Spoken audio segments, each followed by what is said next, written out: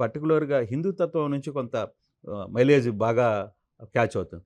దీన్ని బేస్ చేసుకొని పార్టీ పెట్టాలి అని ఒక నిర్ణయం ఆల్రెడీ పార్టీ కూడా అనౌన్స్ చేసినట్టుగా వస్తుంది. నిజం చెప్పండి. Absolute trash.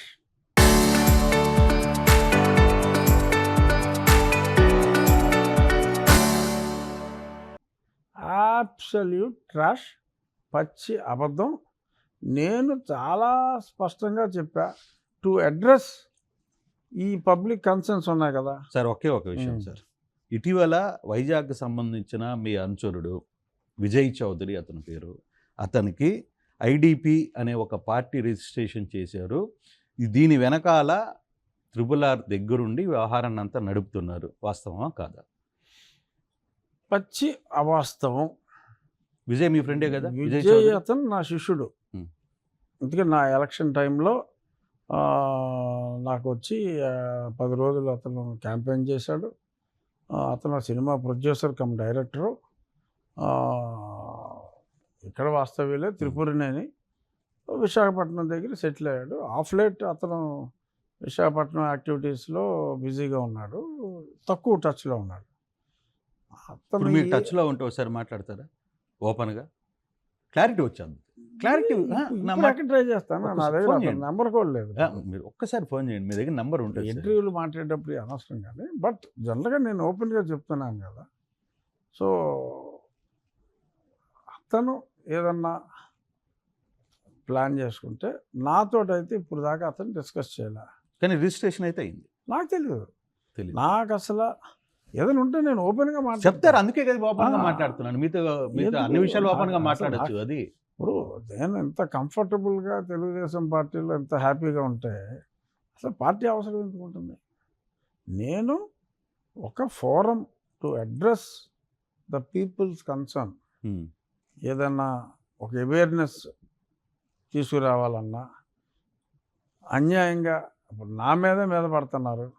సో అలాగా ఇంకెవరైనా అన్యాయానికి గురైతే లీగల్ సపోర్ట్ కానీ, లేకపోతే లీగల్గా ఒక గైడెన్స్ కానీ, ఈ రకంగా చెయ్యి, ఇది నీకు హక్కు ఉంది అనేది కొంత అవేర్నెస్ తీసుకురావటానికి నేను ఒక ఫోరం అయితే పెడుతున్నాను.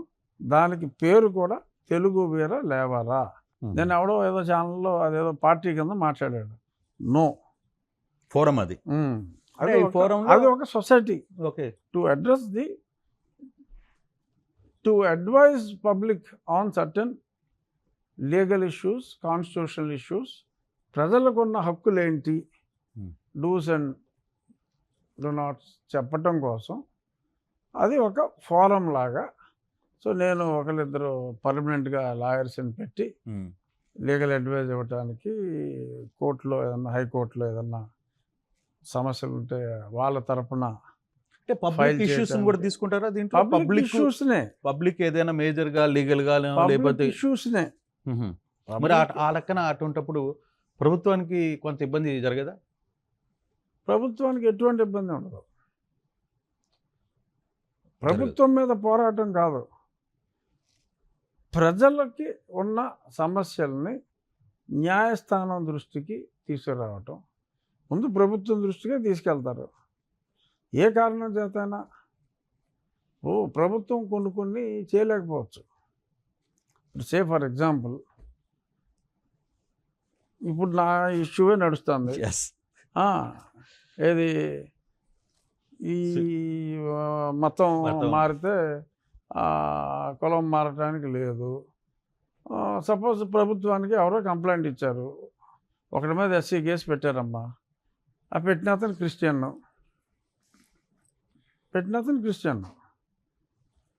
ప్రభుత్వం పట్టించుకోవాలా. ఇప్పుడు తాటి ఆనంద్ కేసే తీసుకో, అతని మీద పోలీసుడు కట్టేశాడు FIR. అవతల పలానా రెడ్డి కొట్టేశాడని చెప్పి రెడ్డిని అరెస్ట్ చేశారు, రెడ్డిని హెరాస్ చేశారు. ఆ తాటి ఆనంద్కి ప్రైజ్ మనీ ఇచ్చారు కేసు పెట్టినందుకు. తాటి ఆనంద్ గవర్నమెంట్కి రిప్రజెంట్ చేశాడు, అరే బాబు వాడు క్రిస్టియన్, కేసు చెల్లదురా అని. వీళ్ళు పట్టించుకోవాలా. కోర్టుకు వెళ్ళాడు, పట్టించుకున్నారు. మళ్ళీ ఆనంద్ సుప్రీంకోర్టుకి వెళ్ళాడు, పోయింది. సో ఇలాగ ప్రభుత్వం పట్టించుకోని కేసు ఒక ఎగ్జాంపుల్గా చెప్తున్నాను. ప్రభుత్వం పట్టించుకోలేదు. ఎందుకంటే ప్రభుత్వానికి ఓట్లు పోతాయన్న భయం ఉంటుంది. ప్రభుత్వానికి Definitely కావాల్సిన- ఎవరికైనా ఏ ఆ ప్రభుత్వం భయం ఉండొచ్చు. అటువంటి డెలికేసీస్ ఉండొచ్చు. న్యాయం కాదు, దీన్ని అడ్రస్ చేయకపోతే అది న్యాయం కాదని తెలిసినప్పటికీ కూడా కొన్ని డెలికేట్ పరిస్థితుల్లో అల్టిమేట్గా ఓటే పరమావధి అని భావించవలసిన పెక్యులర్ సిచ్యువేషన్స్లో ప్రభుత్వం ఏం చేయలేకపోయినప్పుడు మరి ఆరికి న్యాయం జరగాలి కదా. ఇప్పుడు నా మీద 6 SC కేసులు పెట్టారా, అన్యాయమైన కేసులు, అసలు సంబంధం లేదు.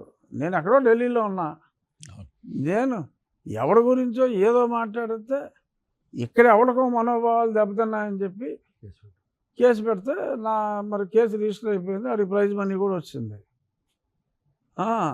నేనేదో కోర్టుకు వెళ్ళి మళ్ళీ స్టే తెచ్చుకోవాల్సి వచ్చింది, నో యాక్షన్ అని. కానీ ఇప్పుడు మీ కేసులో అలాగా ఎంతోమందికి అన్యాయాలు జరుగుతున్నాయి.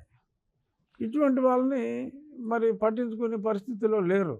కానీ మీకు అందుకనే ఈ ఫోరానికి రావడానికి మీ సొంత అంటే మీ నా జీవితంలో జరిగిన అనుభవం, మీ జీవితంలో నాకు జరిగిన వచ్చిన కొన్ని కష్టం, నష్టాలు నాకు వచ్చిన కష్టాలు కష్టాలు చాలా మందికి వస్తున్నాయి కాబట్టి అవి అటువంటి వాళ్ళ ఇష్యూలు అడ్రస్ చేయడానికి ఒక ఫోరం ఉండాలి అనే కానీ ఆలోచనతో ఇప్పటికీ మీకు ఇంకా కొంత మీరు అనుకున్న కొన్ని పనులు కాలేదు అని మనసులో ఏమన్నా ఉందంటే పివి సునీల్ వ్యవహారంలో అరెస్ట్ కాకలేకపోవడం, లేకపోతే జగన్ వ్యవహారంలో ఏం పట్టించుకోకపోవడం, మిమ్మల్ని ఇబ్బందులు పెట్టిన వాళ్ళ ఎవరు వ్యవహారాల్లో అది పివి అసంతృప్తి ఉందా? సునీల్ కుమార్ వ్యవహారంలో అయితే నేను పూర్తి అసంతృప్తితో ఉన్నా.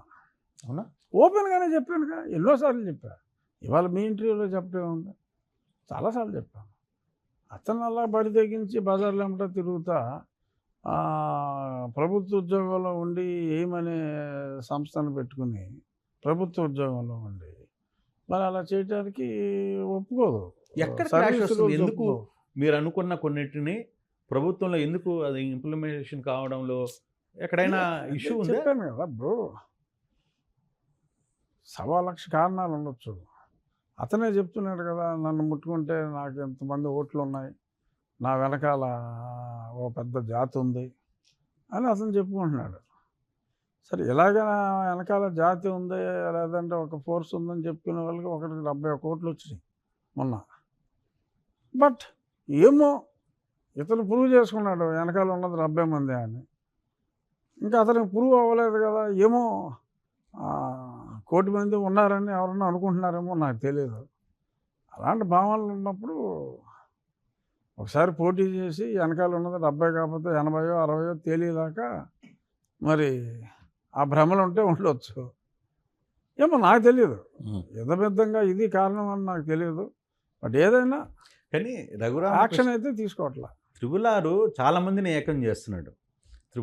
ఇప్పుడు త్రిబులారు దెబ్బకి చాలా ఫోరమ్స్, చాలా మంది వ్యక్తులు ఇప్పుడు మీ మీద అటాక్ చేసే డిఫరెంట్ సునీల్ కుమారు, లేకపోతే జాడా శ్రవణో, లేకపోతే విజయ్ కుమారు, ఇంకొకరు, వీళ్ళందరినీ ఏకం చేసే దానికి త్రిబులారే కారణం ఏంటి? నిజమేనా? ఒప్పుకుంటారా? ఏం మరి వాళ్ళందరూ ఇదివరకు విడివిడిగా ఉండేవారా? అంటే ఎవరు ఫోరం వాళ్ళది, ఎవరి కథలు వాళ్ళకు ఉన్నాయి కదా. మీ దెబ్బకి అందరూ ఏకం అవ్వాల్సిన పరిస్థితి, ఒకే స్టేజ్ మీద కూడా వచ్చి మాట్లాడుతున్నారుగా. మరి ఇందాక మరి నువ్వు చెప్పినట్టు భయం లేకపోతే కలవాల్సిన పని ఉంది. అదే ఎట్టో ఒక విధంగా త్రిబులారు అందరినీ ఒక కూటమిలోకి చేరుస్తున్నాడు అనేది మంచిదే కలిస్తే.